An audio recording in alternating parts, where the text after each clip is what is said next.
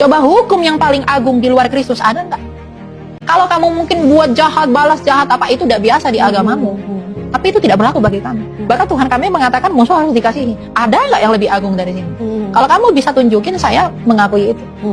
Jadi kalau saya begitu mengagungkan Tuhan saya, dan saya memberitahu ini kepada kamu dan kamu sakit hati, itu kebodohan kamu. Hukum kasihilah musuhmu, kamu bilang hukum yang agung, bagi kami tidak. Itu adalah hukum yang konyol dan munafik. Kenapa saya katakan konyol? Ketika kalian benar-benar menerapkan ini, maka kejahatan di muka bumi akan mengalahkan kebenaran. Karena kalian akan mengasihi pembegal, pemerkosa, pembunuh, dan kejahatan lainnya. Maka kebenaran akan tertutupi oleh kejahatan di muka bumi. Ini, ketika kalian tidak mampu menjalankan hukum kasihilah musuhmu ini, maka kalian menjadi orang yang munafik. Hanya di bibir tapi tidak dilakukan. Silakan Anda buka Bibelmu Lukas 19:27. Ternyata ketika Yesus berkata di lain ayat kasihilah musuhmu, beliau tidak sanggup menjalankannya, tanda kutip.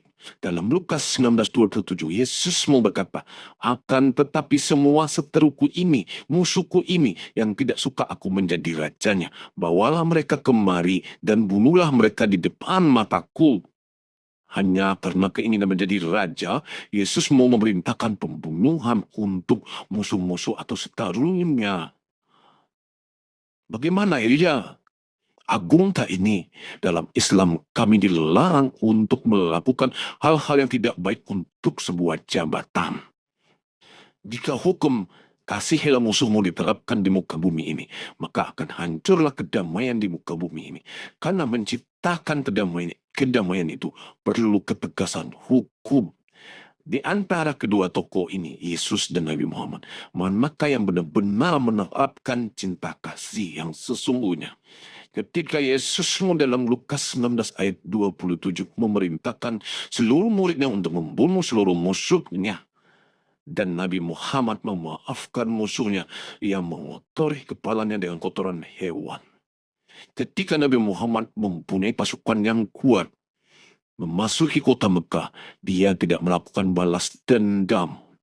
Justru memberikan maaf kepada bangsa Quraisy yang selalu ingin membunuhnya dan menyakiti umatnya.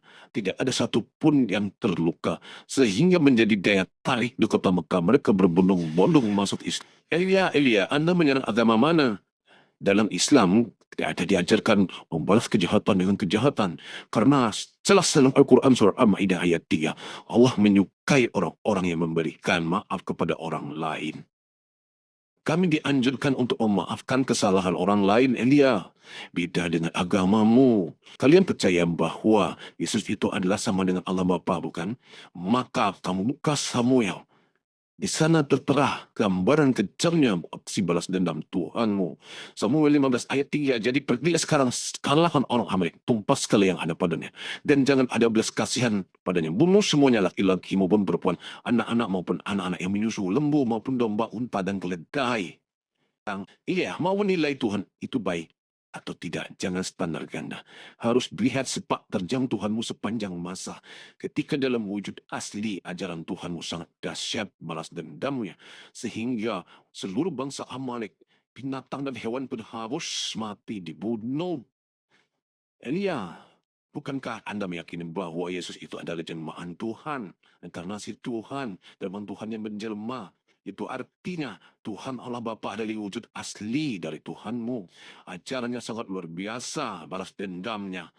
300-400 tahun setelah berlalu masih dia mengajarkan balas dendam kepada bangsa Amalek.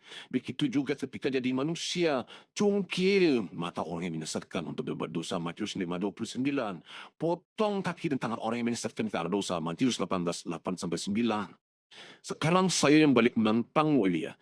Tolong Anda tunjukkan pengajaran dari Allah Bapa dan Yesusmu yang separahan dengan Al-Quran surah An-Nur ayat 22 yang artinya, dan janganlah orang-orang yang mempunyai kelebihan dan kelapangan di antara kamu bersumpah bahwa mereka tidak akan memberi bantuan kepada kaum kerabatnya dan orang-orang yang miskin dan orang-orang yang berhijrah pada jalan Allah, dan hendaklah mereka memaafkan dan berlapang dada.